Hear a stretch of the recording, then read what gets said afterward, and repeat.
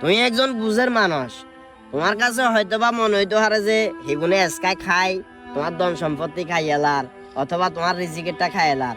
কিন্তু বাতিজা, তুমি কি এটা জানো নাকি একজন মানুষ ইচ্ছা থাকলেও আরেকজনের রিজিকে খাইতে হইতো না, আরেকজনের রিজিকের যে বন্টনটা আছে ওটা শেষ করতে হইতো না। তুমি বরঞ্চ আল্লাহর কাছে শুকরিয়া জ্ঞাপন করন দরকার, তোমার মতো একজন মানুষের উসিলায় 2-4 জন মানুষের আল্লাহ পাকে খাওয়ার। তোমার হয়তো মনে হইতো আরে এগুলো যদি বেশি খাই তোমার রিজিকে তুমি কমে যাবে। আসলে ব্যাপারটা সম্পূর্ণ ভুল। আন্ডা দুনিয়াতে আইবের আগে, জন্মগ্রহণ করবার আগে আন্ডা রিজিকের ব্যবস্থা আল্লাহ পাকে করে রাখছে, এবং প্রত্যেকটা মানুষের রিজিক ওই মানুষটা ছাড়া অন্য কেউ খাইতে হইতো না। তোমার কাছে যদি এরকম কিছু মনে হয় যে এগুলো তোমার রিজিক খাইলার, এটা সম্পূর্ণ ভুল।